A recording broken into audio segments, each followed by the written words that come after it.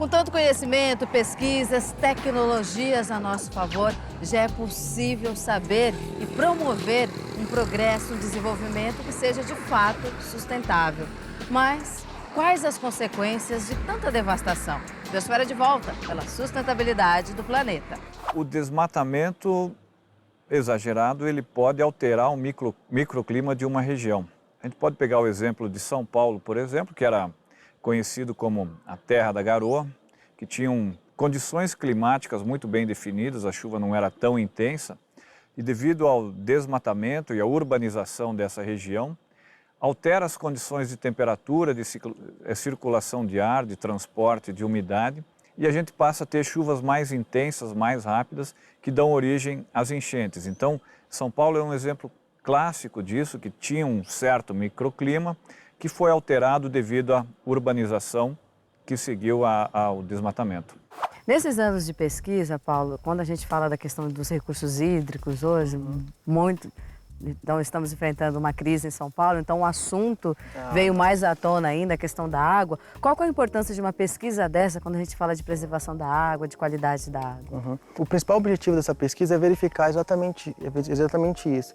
O que uma vegetação nativa, como que ela se comporta e como que uma área degradada se comporta. Para justamente verificar essa diferença e poder gerar subsídios para a criação de áreas de preservação e para a gente também saber quais são as áreas que podem ser desmatadas, que isso é o que nós chamamos de zoneamento, né? Então, hoje em dia a gente tem que planejar tudo.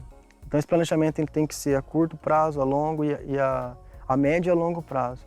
Então, para fazer isso, a gente tem que conhecer como que funciona antes de desmatar, né? Por exemplo, se a gente desmata essa área, o que vai ocorrer? Desmatando essa área, o que vai acontecer? Vai diminuir a evapotranspiração, aumentos com aumento superficial, mas quais são esses impactos para essa região ou para uma área maior até?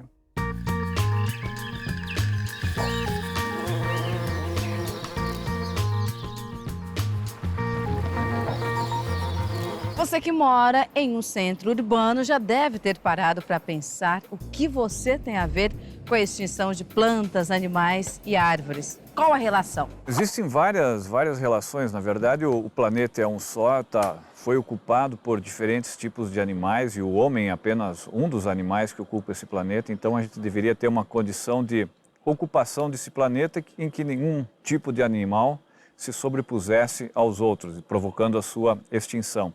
Então, na verdade, a gente deveria ter uma situação de convivência no planeta de todos os animais que surgiram aqui e não com o domínio de um, que no caso seria o homem. Do ponto de vista da situação atual, da importância dos animais ou a importância das plantas para as pessoas que estão na cidade, é justamente a questão de que algumas doenças, talvez, alguns problemas que possam surgir, que a gente não conhece ainda muito bem, não tem a solução para esse tipo de ameaça, eventualmente a solução para esses problemas pode estar justamente nos animais que a gente não está cuidando muito bem.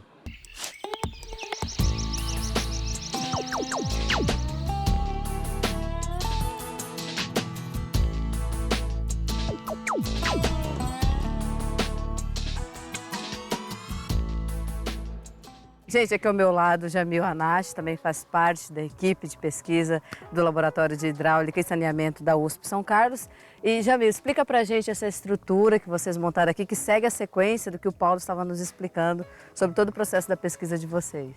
Bom, essa daqui é uma torre meteorológica, ela tem aproximadamente 10 metros de altura e nela estão embarcados alguns sensores que medem algumas variáveis, como umidade relativa, precipitação, né, que é a chuva. Então essa torre que fornece os dados para vocês. Né? Isso, ela fornece alguns dados que vão entrar nos nossos cálculos, né, para o cálculo dessa dinâmica da água aqui no Cerrado.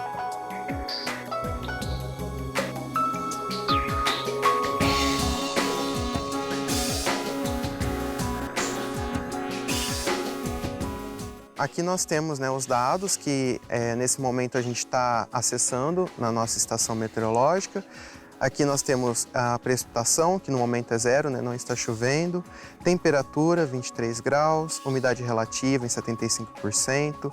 O saldo de radiação, né, solar. E também temos aqui a umidade no solo em diversas profundidades. Qualquer ação humana gera impacto ambiental. E nós vamos continuar retirando da natureza os recursos necessários à nossa sobrevivência. A grande questão é como usar os recursos sem gerar impactos a ponto de não termos mais. Como continuar progredindo, desenvolvendo tecnologias sem destruir a fonte de todo esse progresso. É possível a gente promover um crescimento sustentável, gerenciando adequadamente os recursos naturais, os recursos que são necessários nas diferentes atividades econômicas, mas procurando uma conciliação entre essas duas componentes, o desenvolvimento e a preservação, de uma forma sustentável. Agora o Murilo César Lucas vai explicar para a gente essa estrutura aqui. Murilo, qual o objetivo dessa estrutura aqui que vocês montaram? Bom, isso daqui é um poço de monitoramento. Isso quer dizer que ele não está sendo usado para abastecimento público e nenhuma outra finalidade. É simplesmente um poço para nós verificarmos as variações de nível aqui nessa área de cerrado, de nível de água. Para fazer isso, nós utilizamos, por exemplo, esse medidor de nível manual.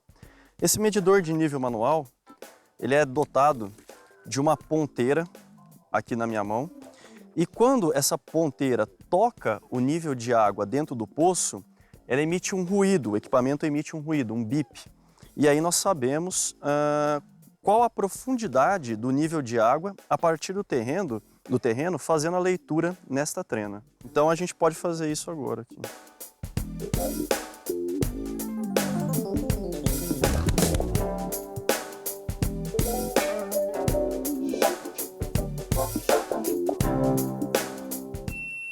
Então esse apito mostra que nós atingimos o nível de água que está dentro desse poço aqui. E aí se a gente for fazer a leitura aqui nesse momento, nós estamos em 36 metros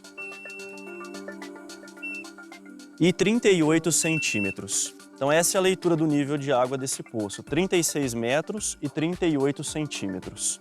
A profundidade total desse poço é de aproximadamente 42 metros. Os tipos de cultura agrícola, elas são determinantes ou influenciam bastante nos valores da recarga dos aquíferos, como por exemplo é o caso aqui do aquífero Guarani, que está debaixo dessa área de cerrado.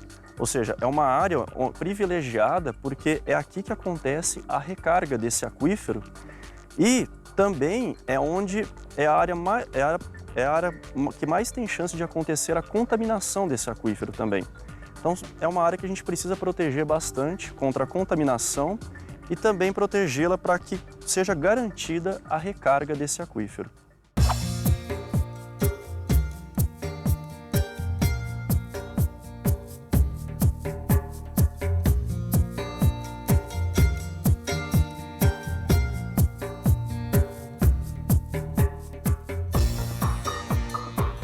Então, gente, nós estamos aqui numa outra área de pesquisa, não é isso, Paulo? E a diferença daquela área que a gente estava, ela é visível, né? Sim.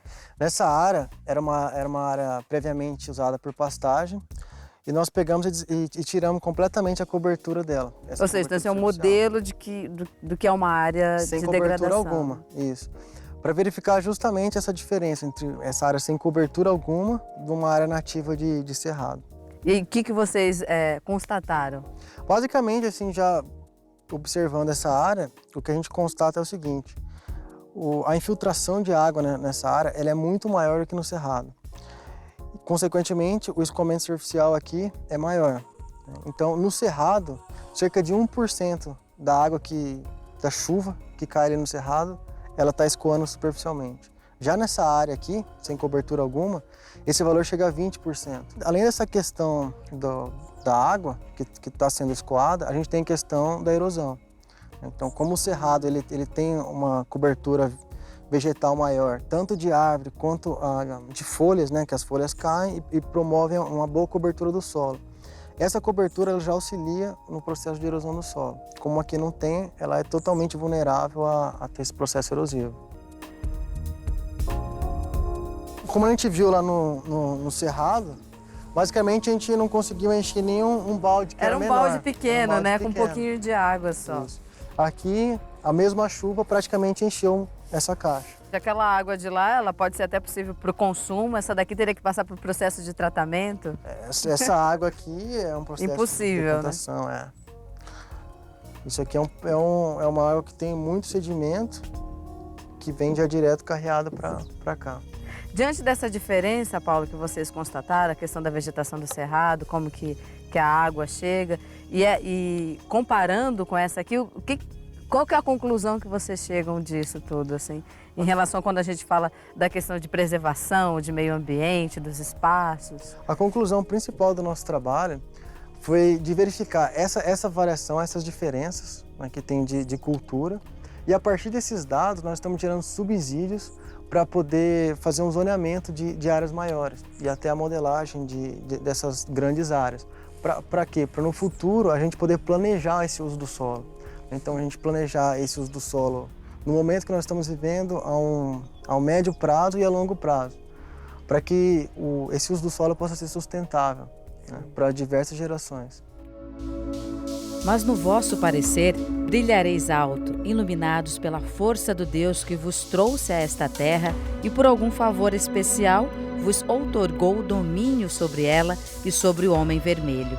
Este destino é um mistério para nós, pois não compreendemos como será no dia em que o último búfalo for dizimado, os cavalos selvagens domesticados, os secretos recantos das florestas invadidos pelo odor do suor de muitos homens e a visão das brilhantes colinas bloqueadas por fios falantes. Onde está o matagal? Desapareceu. Onde está a águia? Desapareceu. O fim do viver e o início do sobreviver. E aí, gostou do tema de hoje? Então não deixe de participar em biosfera@boavontade.com. Até lá!